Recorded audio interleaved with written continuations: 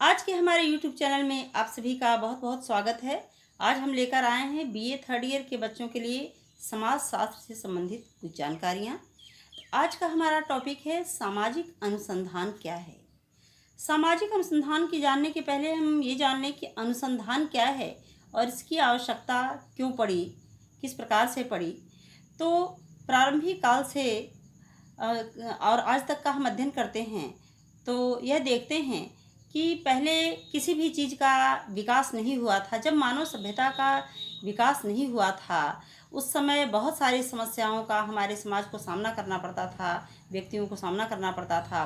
पहले पहिए के आविष्कार नहीं हुए थे और खानाबदोश जीवन लोग व्यतीत करते थे। किसी भी चीज़ का सुख सुविधाओं का आविष्कार नहीं हुआ था, जिसके वजह से लोगों को बहुत सारी समस्याओं का सामना करना पड़ता था।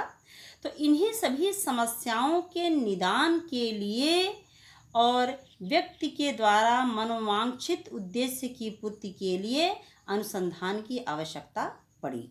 और प्रत्येक समाज में कुछ न कुछ हर समय सामाजिक, सांस्कृतिक, राजनैतिक, धार्मिक इन सभी चीज़ों से संबंधित आवश्यकताएं, समस्याएं पड़ती रहती हैं, जिनकी वजह से अनुसंधान की आवश्यकता निरंतर पड़ती रहती है।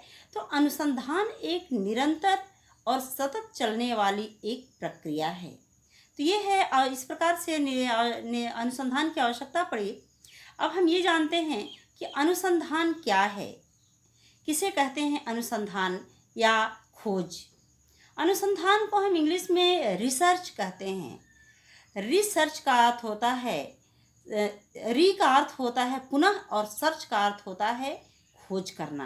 यानी जो पहले से हमारे समाज में, हमारे बीच में विद्यमान है, उनके बारे में पुनः खोज करना, एक नई चीज़ का खोज करना, यही रिसर्च कहलाता है। तो अनुसंधान क्या है? किसी भी तथ्य के बारे में वैज्ञानिक अध्ययन करना ही अनुसंधान कहलाता है।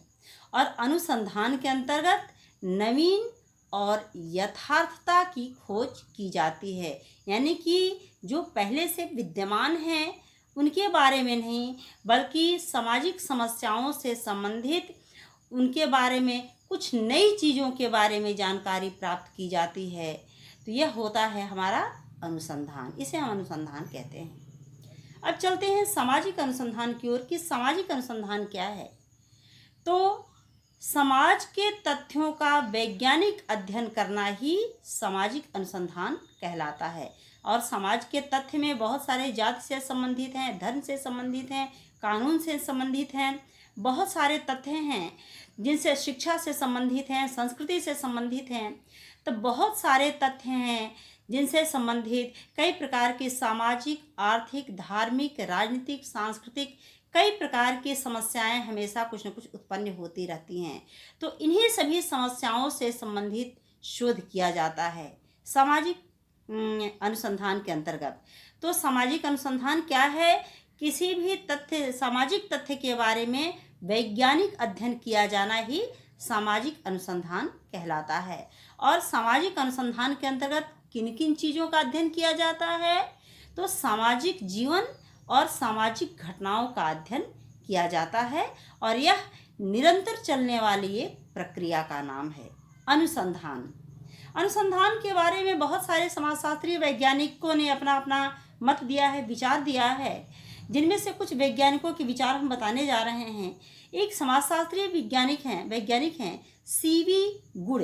सीवी गुड़ के अनुसार ये कहते हैं कि आदर्श रूप में अनुसंधान एक संप्रदाय का सावधानी पूर्वक और निष्पक्षता पूर्वक किया गया अध्ययन होता है, और जो कि तथ्यों की विषमता और उनके स्पष्टीकरण और सामान्यीकरण पर निर्भर करता है।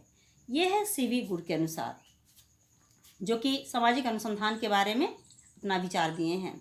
दूसरे समाजशास्त्री वैज्ञानिक हैं व्हिटनी। ये कहते हैं कि समाजशास्त्र अनुसंधान के अंतर्गत मानव समूहों के संबंधों का अध्ययन किया जाता है, अर्थात यह संबंधों का अध्ययन कराने वाला विज्ञान है व्हिटनी के अनुसार। तो ये हुआ सामाजिक अनुसंधान। अंततः हम इस निष्कर्ष पे पहुँचते हैं कि सामाजिक अनुसंधान क्या है। सामाजिक अनुसंधान एक ऐसा विज्ञान है जो कि सामाजिक जीवन और सामाजिक घटनाओं से संबंधित चीज़ों के बारे में अध्ययन कराता है। यह है हमारा सामाजिक अनुसंधान। अब ये जानते हैं कि सामाजिक अनुसंधान के समय किन किन प्रक्रियाओं से होकर हमें गुजरना पड़ता है, तब जाके हम अपनी मनोवांछित परिणाम पे पहुंचते हैं। तो वो चरण कौन कौन से हैं, वो कौन कौन से स्टेज हैं जिनसे होकर के गुजरना पड़ता है। तो सबसे पहला चरण जो है वो है समस्या का चयन करना। सबसे पहले हम सामाजिक समस्याओं का चयन करते हैं कि किन समस्याओं के ऊपर हमें शोध करना है, इसके बारे में हम विचार बनाते हैं। इसके बाद दूसरा है शोध का क्षेत्र निर्धारित करना। किस क्षेत्र के बारे में हमें शोध करना है। जैसे हमारे समाज में जाति से संबंधित समस्या है, धर्म से संबंधित समस्या है, लैंगिक समस्या है, कई प्रकार की समस्या हैं। तो हमें उन समस्याओं में किन समस्याओं के क्षेत्र पे, किन समस्याओं के ऊपर हमें शोध करना है, सबसे पहले उसका क्षेत्र हम निर्धारित करते हैं। ये दूसरे नंबर पे। और तीसरा चरण है सूचना के स्रोत का अध्ययन करना।